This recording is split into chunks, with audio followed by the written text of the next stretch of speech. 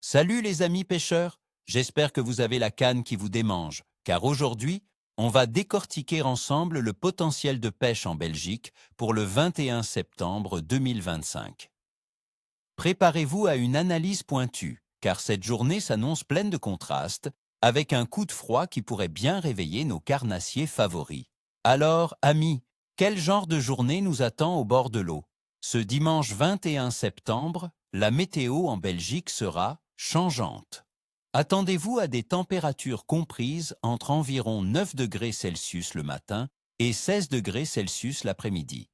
Le vent sera modéré, venant probablement de l'ouest, et il faudra anticiper quelques averses légères en journée, surtout le matin, avant un ciel partiellement nuageux le soir. Une météo qui, selon mon expérience, peut vraiment titiller l'appétit de nos amis à nageoires, surtout après un petit rafraîchissement. Passons maintenant aux espèces qui devraient être les plus actives. En cette fin septembre, l'automne s'installe, et c'est une période fantastique pour les carnassiers. Je vous conseille de cibler principalement le brochet, la perche et, pour les plus patients, la carpe. Le brochet, le roi des eaux douces en plein festin. C'est le moment idéal pour le brochet, mes amis. Il est en pleine période de chasse pour faire des réserves avant l'hiver. Où le chercher? Concentrez-vous sur les zones riches en herbiers, les bordures de roseaux, les pieds de nénuphars, ou encore les obstacles immergés comme les arbres morts et les branches. La baisse de la température de l'eau, que nous estimons entre 15 et 18 degrés Celsius dans les rivières et les lacs, pousse les poissons fourrages à se regrouper et le brochet ne sera jamais loin. Privilégiez les zones moins profondes en début de journée où le soleil a pu un peu réchauffer l'eau. Sur quoi le prendre? Pour le brochet, un bon leurre souple de 10 à 15 cm, monté en texan ou sur une tête plombée légère, sera redoutable. Les poissons nageurs de type jerkbait ou les cuillères tournantes sont aussi des valeurs sûres. N'oubliez pas le bas de ligne en acier ou en fluorocarbone épais pour éviter la coupe. Une petite astuce, variez les animations. Un coup lent, un coup rapide, pour trouver ce qui le décide. La perche, le tigre de nos eaux. La perche est une autre star de l'automne et elle est particulièrement combative. Cherchez-la près des structures, comme les piliers de pont, les écluses, les amas de pierre et bien sûr les herbiers immergés. Les bancs de petites perches chassent souvent en groupe, alors si vous en trouvez une, il y en a probablement d'autres. Pour les appâts, les petits leurres souples de 5 à 8 cm, les spinnerbait légers ou même les petites cuillères ondulantes feront des merveilles. N'hésitez pas à utiliser des couleurs naturelles si l'eau est claire, ou des couleurs plus vives si la visibilité est réduite par les averses.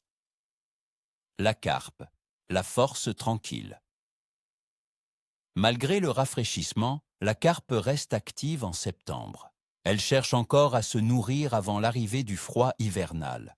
Vous la trouverez dans les zones plus profondes des étangs et des lacs, mais aussi près des bordures le matin, quand l'eau est un peu plus réchauffée. Pour la carpe, les bouillettes restent la meilleure option, avec des saveurs fruitées ou crémeuses qui fonctionnent bien en cette saison. Le maïs doux et les tiger nuts sont également très efficaces. Si vous pêchez en journée, un montage discret avec une petite pop-up peut faire la différence. Et si le temps le permet et que la nuit reste douce, la pêche de nuit peut encore vous réserver de belles surprises. Maintenant, parlons un peu de la théorie derrière tout ça, car comprendre, c'est mieux pêcher. Analyse des conditions. Météo. Le 21 septembre verra des températures diurnes douces mais en baisse, atteignant au maximum 16 degrés Celsius, avec des minimales autour de 9 degrés Celsius. Ces températures plus fraîches, après la chaleur estivale, sont un signal pour les poissons de commencer à se gaver. Les averses légères prévues en journée, avec une couverture nuageuse, réduiront la luminosité, ce qui peut rendre les carnassiers plus audacieux et moins méfiants. Le vent modéré pourrait créer de petites rides à la surface, aidant à masquer votre présence et à activer la chaîne alimentaire sous l'eau. Température de l'eau. En cette fin septembre, attendez-vous à une température de l'eau des rivières et des lacs oscillant entre 15 et 18 degrés Celsius. Cette eau plus fraîche mais pas encore froide stimule l'activité des poissons. Ils sont moins léthargiques qu'en plein été et plus disposés à chasser activement. C'est une température qui est très confortable pour de nombreuses espèces et qui encourage la recherche de nourriture. Phase de la Lune. Et pour la Lune? Le 21 septembre 2025, nous serons en nouvelle Lune, à 21h54. Selon les croyances populaires des pêcheurs, la nouvelle Lune est souvent associée à une activité de pêche modérée à bonne, surtout pour les carnassiers. L'obscurité accrue durant la nuit peut rendre les poissons plus actifs, se fiant davantage à leurs autres sens pour chasser. C'est une période où ils peuvent être plus audacieux. Activité générale des poissons. En général, mes amis, l'activité des poissons sera aubonne. Ce jour-là, la transition vers l'automne stimule les poissons à se nourrir activement pour accumuler des réserves pour l'hiver.